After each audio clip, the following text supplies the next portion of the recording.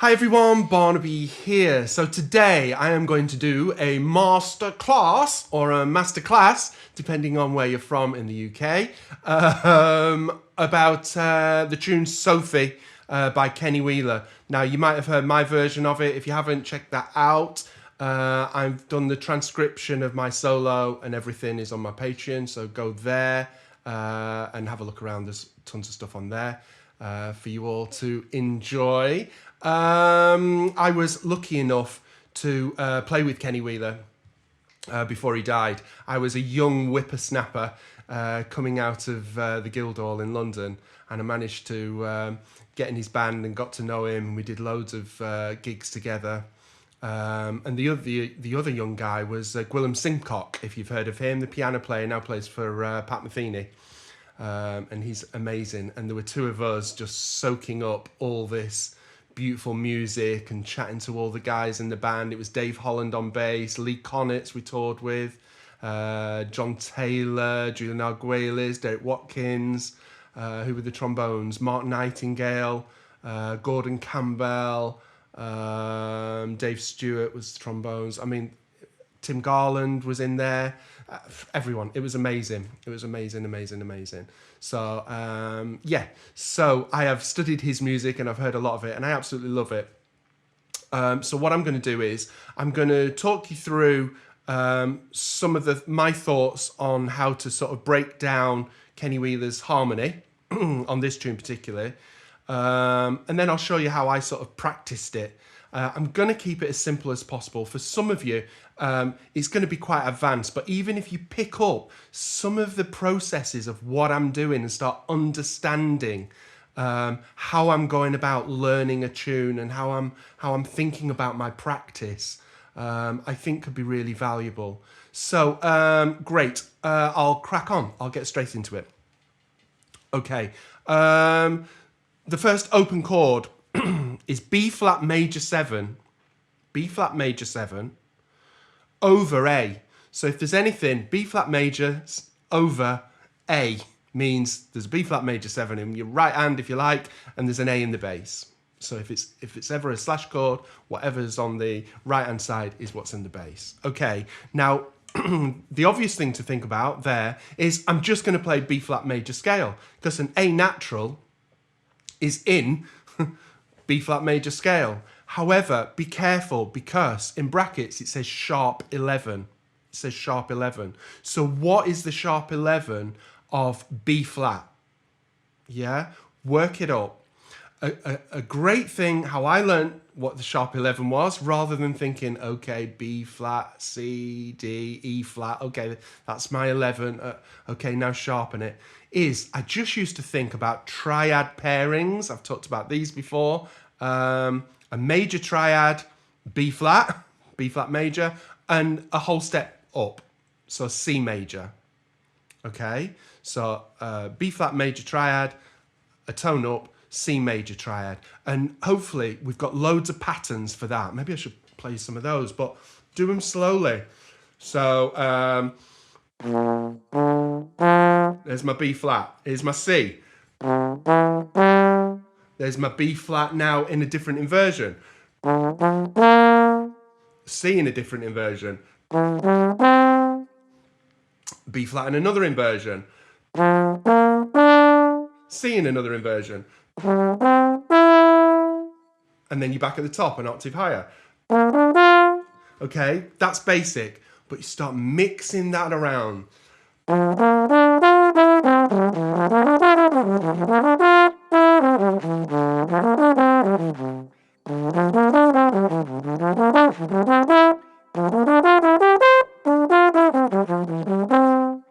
Yeah, there's hundreds of patterns that I'll do more on that. That's triad pairings. But why I'm telling you that is because when I was trying to learn the theory of it, I just used to remember the easy way of doing it is going, right, so major triad, B flat major triad, up a whole step, C major triad. And there's my sharp 11, that E natural.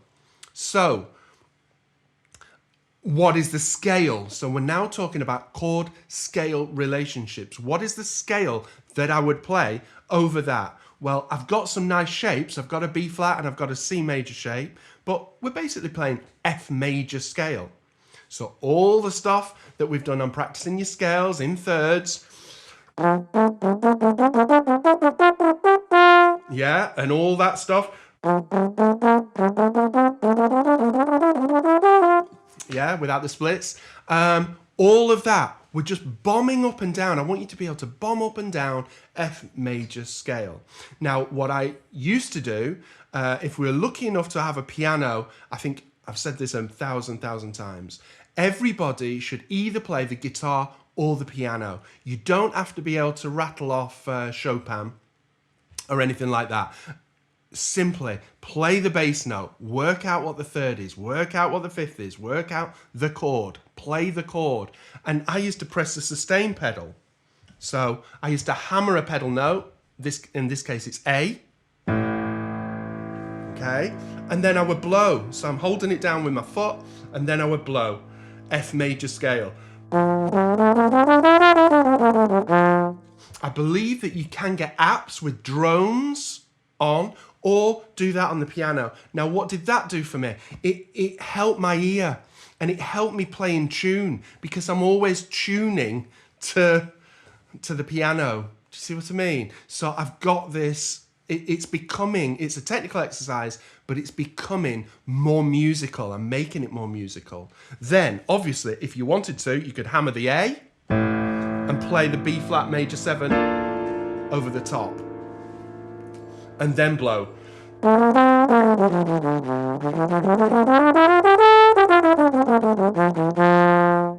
Okay, I'm thinking out loud as I'm going, but hopefully these are top tips. Rather than thinking of all the notes in F major, play 2 on each. Play 2 notes on each note. It slows your brain down, but it also starts working your tongue.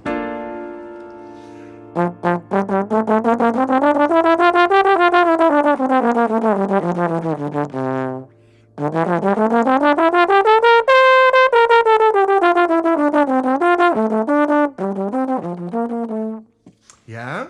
Start introducing some intervals. What sounds good? Strong intervals. They sound really melodic.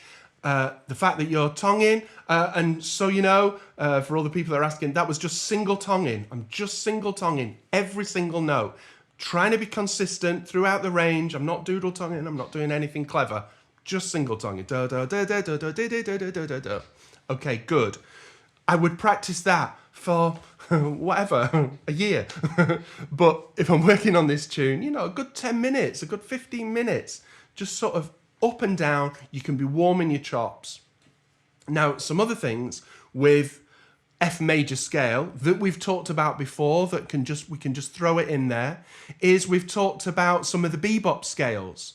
So if it's a major 7 chord, you can put the chromatic passing note between the 5th and the 6th, okay? So F major scale with a chromatic passing note between the 5th and the 6th sounds like this. Okay, we've done some work on that. Check out some other videos for that. Start introducing that C sharp in there as a passing note, just to start. How does that feel? How does that sound over this?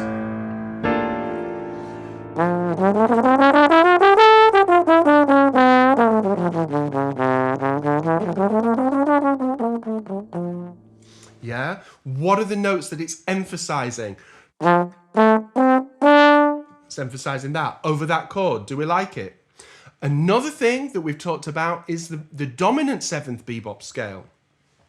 So think of this as C7. We're in F, it's an F major scale, but we're simply now just going to put the passing note between the C and the B flat, right? Hope this is making sense. I'm going fast, but hopefully because you've watched some of the other videos, you'll be like, oh, okay, I can now introduce that into my F major scale, which sounds like this.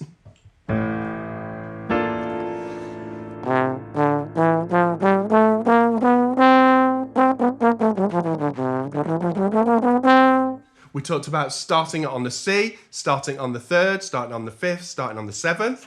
Same scale. 5th, 7th. Yeah, all that stuff now. So we're not just practicing F major scale. We're going, okay, great, I've got some triad pairings. Oh, okay, I've got the major bebop scale. Oh, okay, I've got the dominant 7th bebop scale. C7 is the dominant, the 5th, wants to resolve to F, so we can introduce that. And all this stuff that we've done, we're now playing over a Kennywheeler chord of B flat major 7 sharp 11 over A. But it sounds absolutely killing.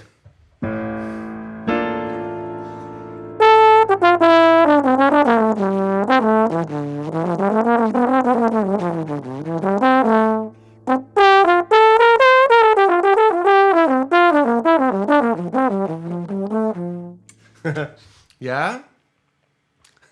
I'm not being as musical as I could, but you're getting the gist. I'm just throwing it all in there. I'll have done it slowly and I'll work it. Okay, good. Next thing, moving on. So, we've got, the next chord is D minor 11. Now, for me, when I look at D minor 11, I go C major scale. I always think of the minor, oh yeah, it's minor 11. Oh, it's Dorian is the posh word for it. C major scale, starting on the second, starting on the D. But actually, be aware. Amazing thing with Kenny's tunes, and any tunes actually, look at the melody. I'm going to say that a few times throughout this masterclass, I'm sure. Look at the melody. Look what he's implying. Yes, you can play, in this case, if you played C major, you'd be playing B naturals, wouldn't you? Because there's B naturals in C major scale. But actually, there's loads of B flats in the tune. There's loads of B flats. So maybe it's not that. Maybe that's not what Kenny was going for when he wrote it. So always check out the melody. We'll do some more of it later, but check out the melody because that is a really good guide to know what scale to play over that chord. You know that the notes of the melody fit over the chord. So use them to play them, you know. Of course, I should always say this as well. There's so many options that you can play over one chord. There's hundreds of options. But again, for me, what I really enjoyed was somebody would say to me, that is wrong, Barnaby. Don't play that note. It's wrong. Play this note. This is right. So we're learning the rules rather than, oh, yes, just what do you hear? And how can you, how does this make you feel? It makes you feel like the wind and the sea and all this. No, I needed someone to just be a bit more meat and potatoes and say, play this scale over this chord. Get used to that sound. And then once we know the rules, we can break them. So we learn the rules and then we can break them and add in more options of what we've got. Okay, so D minor. Basically where I'm going with this is I wouldn't play C major scale over it. I'd play F major scale over it because I've got that B flat in there. Now, how lucky is that the chord that we've just been blowing over at the top is F major. So over that first chord, D minor, I'm still blowing F major scale over it. Brilliant. I'm finding some relationships between the chords. Okay, the next one is a complicated chord. But let's talk about it a bit. We've got G flat major 7 sharp 5. G flat major, so major 3rd. Find the 5th.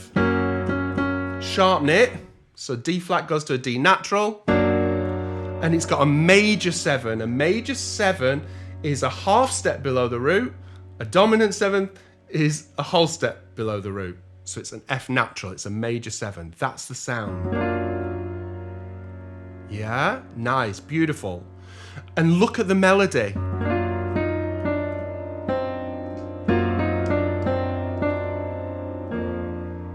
Okay. Have I played the melody for you?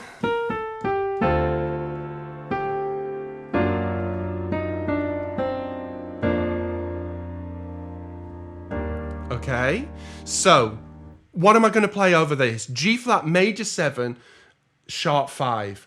A classic thing. I would, without thinking about it, I would always put a sharp 4. So I'd make it a sharp 4, sharp 5. We'll get that's a rule that we'll look into detail later because that'll get broken. But major 7, sharp 5. I'm going to play E flat melodic minor, E flat melodic minor over that chord. Now then, this shape is a brilliant shape. If you're not piano players, it's a great shape to learn, which is this. G flat, B flat, C, and F. That shape. I'll say it again. G flat, B flat, C, and F. Now, that shape over different chords just sounds brilliant. If you'd write in horn sections, you've got sharp 9. Yeah, I'll move on with it. But basically, E flat melodic minor. A melodic minor scale, I'm telling you so much information in one video, aren't I? But a melodic minor scale is a major scale and flatten the third. And it's the same going up as it's coming down. A melodic minor scale in jazz is the same going up as it's coming down. It's a major scale with a flattened third. So E flat melodic minor. With a D natural in there, right? Now, what do I know about E flat melodic minor is it's altered. It's D7 altered. I play D7 altered. I play E flat melodic minor.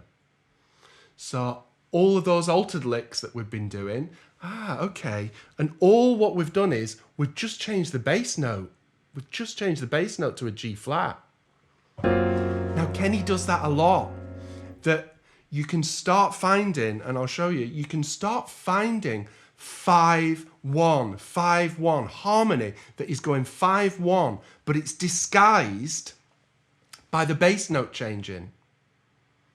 Okay, so this is a great example. D7 altered, E flat melodic minor, where does that one resolve to? D7 altered, one is the 5 chord, wants to resolve to G minor. Okay, so we could actually play D7 altered. It's just, there's so many different ways of talking about it. Playing D7 altered over F sharp to G minor. We've literally gone 5-1, 5-1, D7. That's the sound of the harmony. So when you're looking at it on Sophie, on the changes, you're thinking, goodness, I don't recognize that 5-1 cadence. But the more that you think about it, the more that you sit at a piano and work it out, you can see, actually, we're going 5-1. What G minor, it's the same as B flat major, isn't it? B flat 6, G minor, and that's all he's done. We've gone D minor 11, D7 altered to B flat over F in this case. I've basically gone 5-1. Okay. And then down to E flat major 7, sharp 11. What did I tell you about the sharp 11s at the beginning of this video? So what 2 triads can you play over E flat major 7 sharp 11? Well, E flat and up a whole step, F.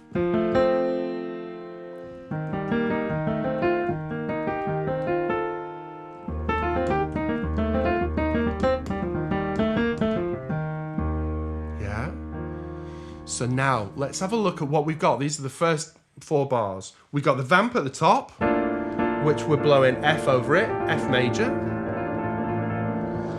The first chord, D minor 11, we're playing F over it.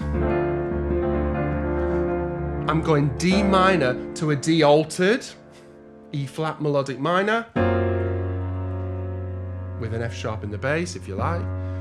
5-1, resolving to B flat, major scale.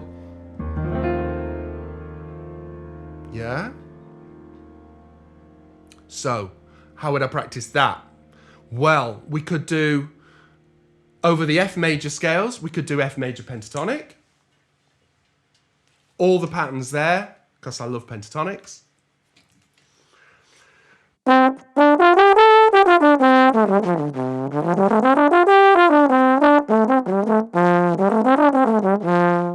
Yeah, F major, all of that stuff. I'm going to play that over the first chord, over the D minor. Brilliant. Over the D altered. Now here's a great shape.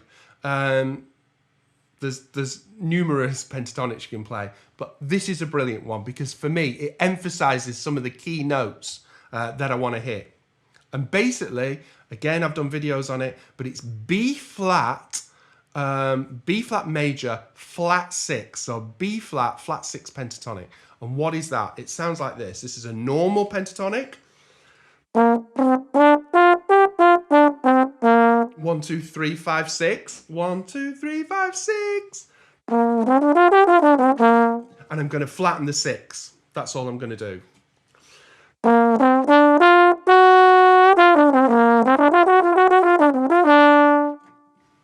Okay. That's the flat 6 sound. And check out what that sounds like over D altered, because all those notes are in E flat melodic minor.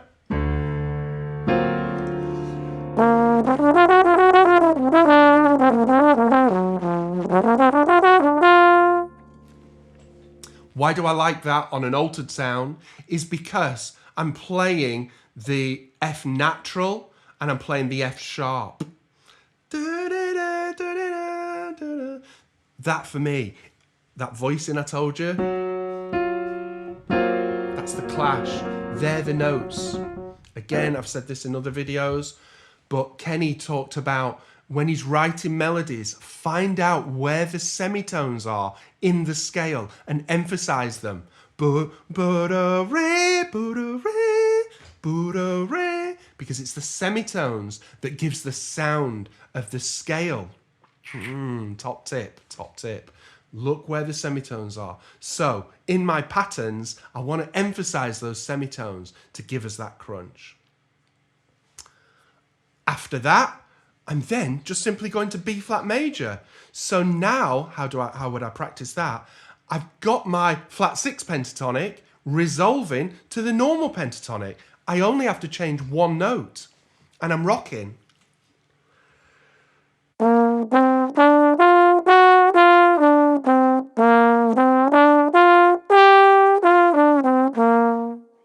Okay. How do I practice that? Slowly, always slowly, so that it gives your brain time. In time, tongue in, tune in, all the good trombone stuff that we need to do.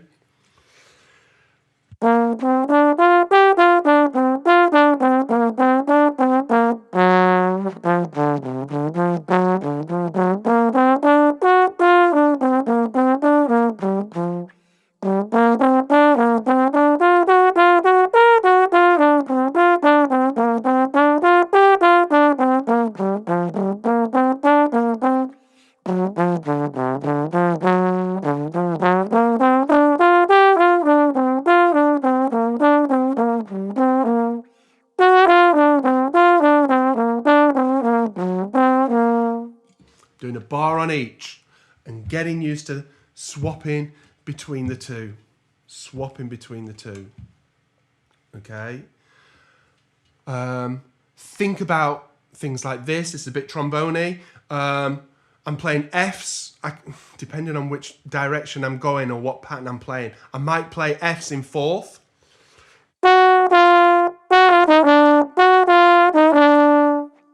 Yeah, if I'm coming down, definitely.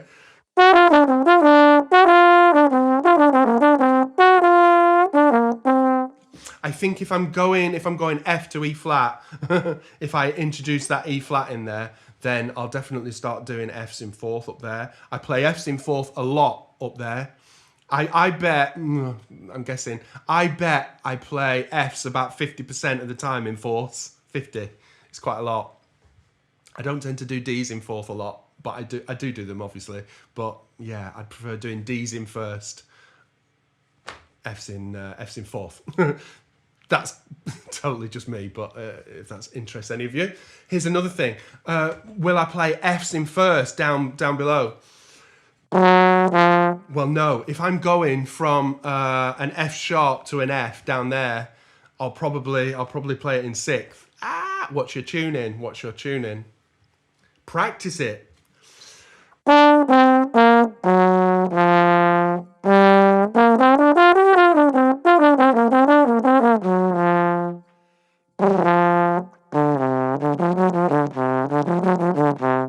So that's tough, right?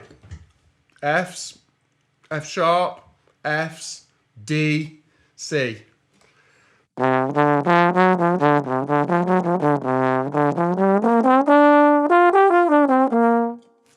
Okay. And then speed it up. Speed it up.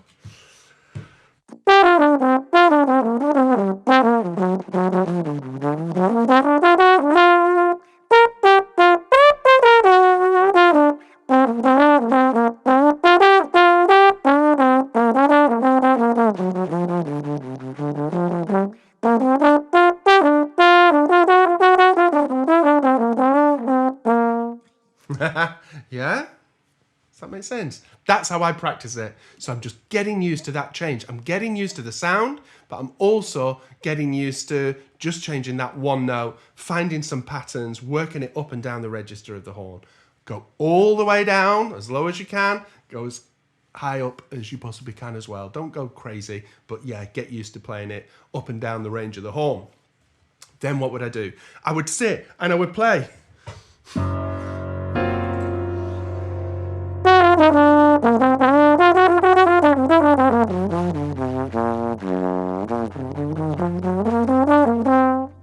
Hearing it over the chord.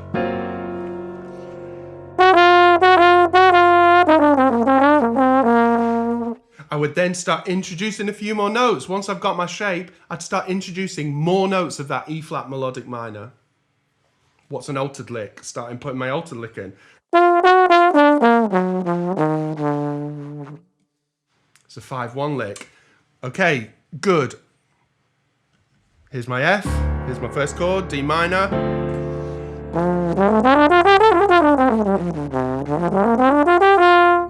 Into our G flat, major 7 sharp 5. Resolving to B flat.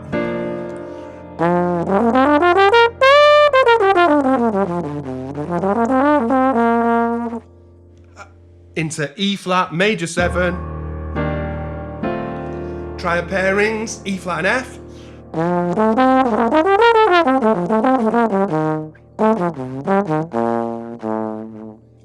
Yeah, first 4 bars. Let's carry on. We're then back to D minor. We've already done D minor. We're then F7 sus flat 9. Now then, without concentrating, without sort of deeply thinking about it, I just see F7, F7 flat 9, go into B flat major 7. That just screams, it's 5-1, it's 5-1. So then I start going, okay, well, brilliant. It's flat 9, so I can play numerous 5-1 things that we've learned. I could play, for instance, I could play B flat minor, B flat harmonic minor. Let me put this down. B flat harmonic minor over F7 flat 9.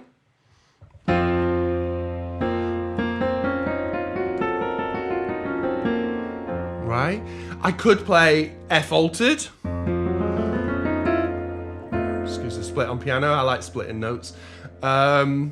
What is F altered? What scale do we play? If I said F7 altered, what scale do we play? Can you remember? An altered scale. Upper half step, melodic minor. Upper half step, melodic minor. That's how I remember it. My camera had to buffer then, so sorry about that. F7 altered. What scale do we play over F7 altered? Again, it's in other videos, but remember, we're going up a half step melodic minor scale. The posh thing is it's the 7th mode of the melodic minor, but that sounded confusing to me.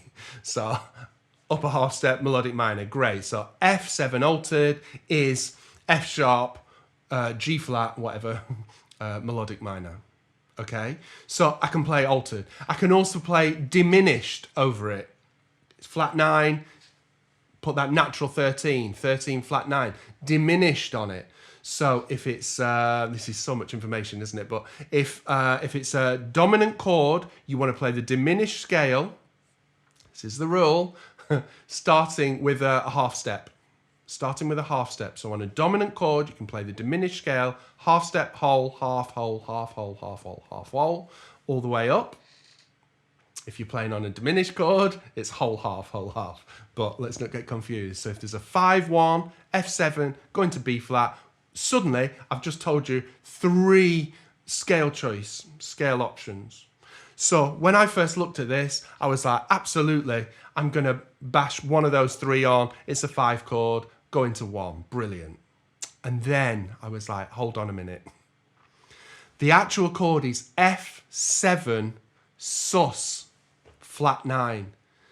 Now, what does sus mean? Suspended. It means suspended fourth.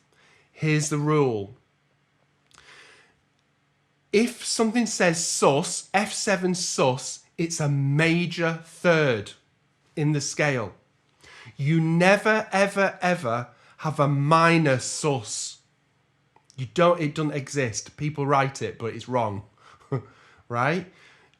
So if it says F sus, it's a major third. In the scale, there's a major third in it. If it was a minor third, they should technically write whatever, F minor 9, F minor 11, F minor 13. There's no such thing as a minor sus, right? So every time you see sus, it's a major third. However, the fact that we're saying sus means that we're not emphasizing that major third. It's correct, but we're not emphasizing it. We're exchanging the third for the fourth because we want to suspend the B flat. That's a sus sound. Okay, so now I'm just going, hold on a minute. All the 3 scale choices that I gave you all had a sharp 11 in it, a B natural, a sharp fourth. And actually, that's not the case. It should be a B flat. So that limits. We can't play altered and we can't play diminished over it because they've all got that B natural in the scale.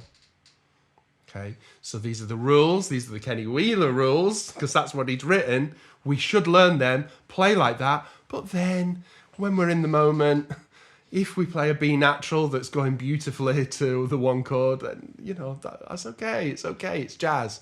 But when we're practicing, let's try and get the detail. So what scale would I play over that then? I would actually play B flat major, B flat harmonic major. So you've heard of a B flat harmonic minor, B flat harmonic major, which is the same. You just have a major third rather than a minor third. I like simple things for my own brain, right? So we've got our B flat harmonic minor. Let's just make it major.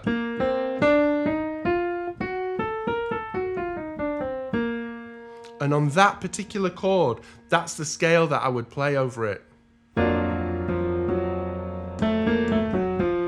F sharp, there's my major third, A natural, B flat, and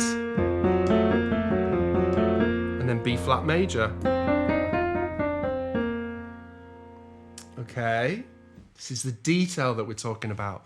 Again, how brilliant, what's the next chord? B flat major. So, how would I practice that? Just like we did before. And funnily enough, the shape that we've done before in the first 4 bars, it's the same shape. All these notes. Flat 6 pentatonic, they're in B flat major, B flat harmonic major.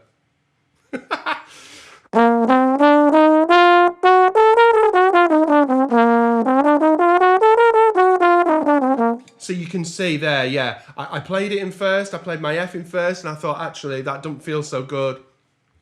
F's in fourth when I'm playing that scale, if I'm running up and down it.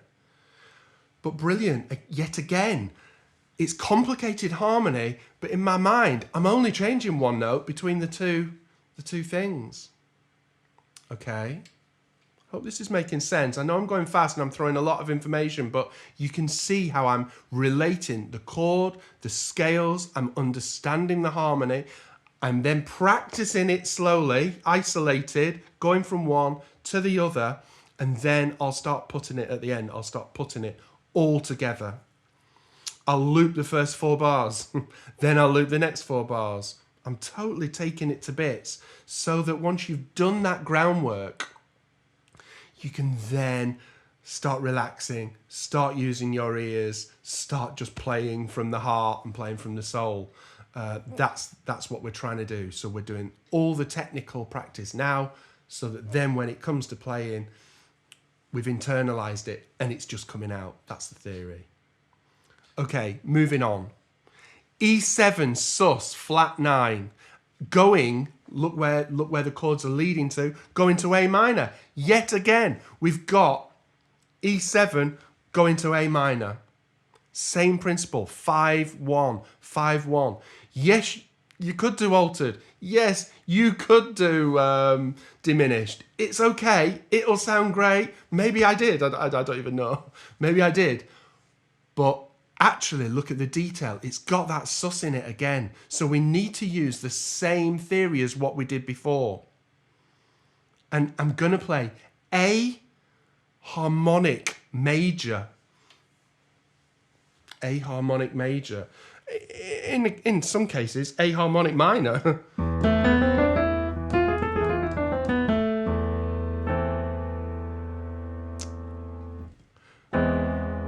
Also, going to 1, 5-1. Okay, moving on, swiftly on. D flat major 7, sharp 5. Play it on the piano like we did before. D flat, it's got a major 3rd. There's the 5th, is A flat. It's a sharp 5. D flat F, A natural, C. It's a major 7. That's the sound. Look at the melody.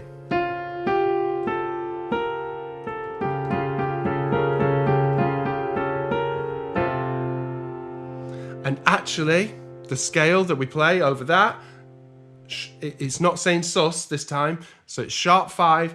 I always play a sharp 4, sharp 5. That's a sort of standard thing. Sharp 4, sharp 5.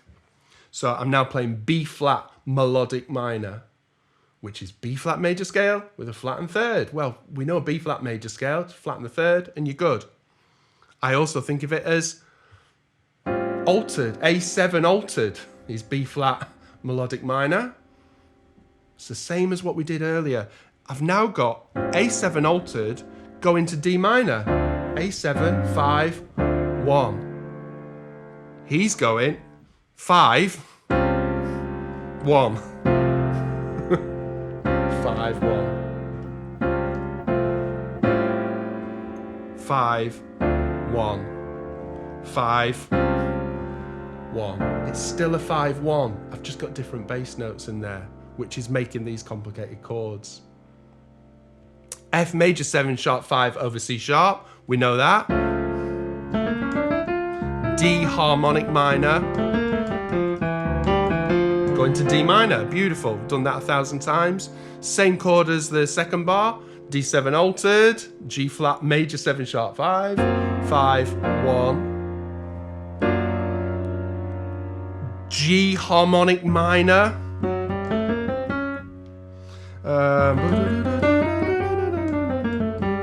G harmonic minor over B flat major 7 sharp 5 over F sharp, which is sort of going, it's like a D7, isn't it? It's like a D7. 5, 1. Where does it resolve? And it goes beautifully to G major.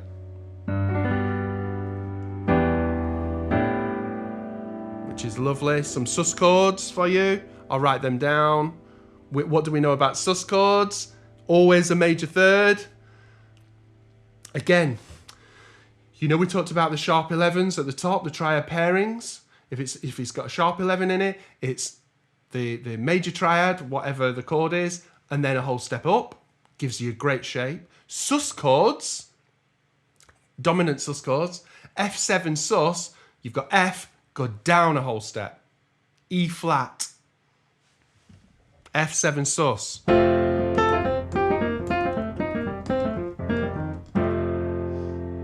A great tip to get that sus sound. Technically, what is a sus chord? A sus chord is the 2 chord with a 5 in the bass. So if F7 sus, what's the 2 chord? If F7 is 5, F7's 5, the 2's C minor 7.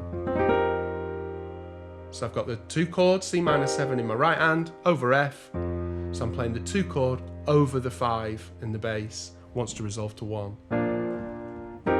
It's another way of thinking about it. All these things, they're just different ways of saying the same thing. Different ways of saying the same thing. So there we go. We basically got D7 over F sharp, if you like, into G. G major, A7 sus. I've got a G triad, an A triad. Go into a D7 sus. What are the 2 triads there? D and C. Good. Good. Into D flat over C. So D flat in the right hand with a C in the bass. Look at the melody. A flat major scale.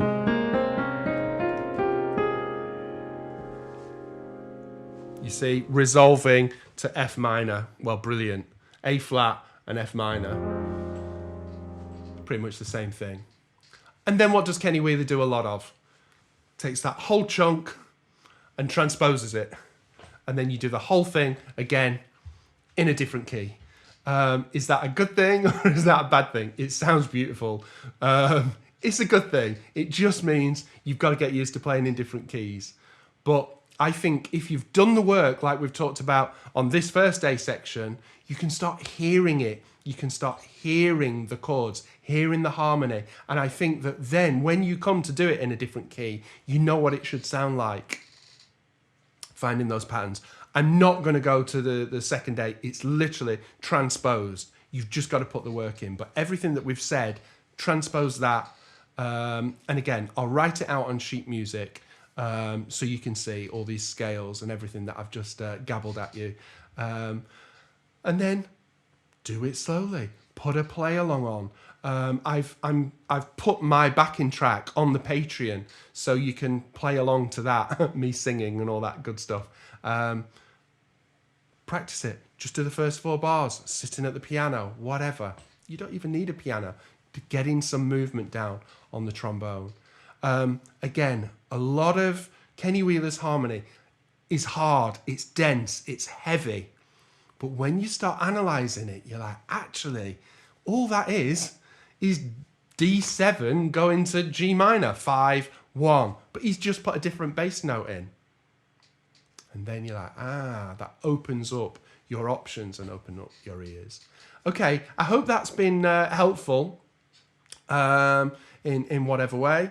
I'll load it all onto the Patreon and yeah, good luck. Have some fun with it. And I shouldn't have to say this. Listen to it. Listen to it. Type it into YouTube. It'll be there. What does Kennywheeler play?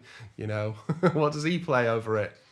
But listen to people playing over it. All right, have some fun. See you later, gang.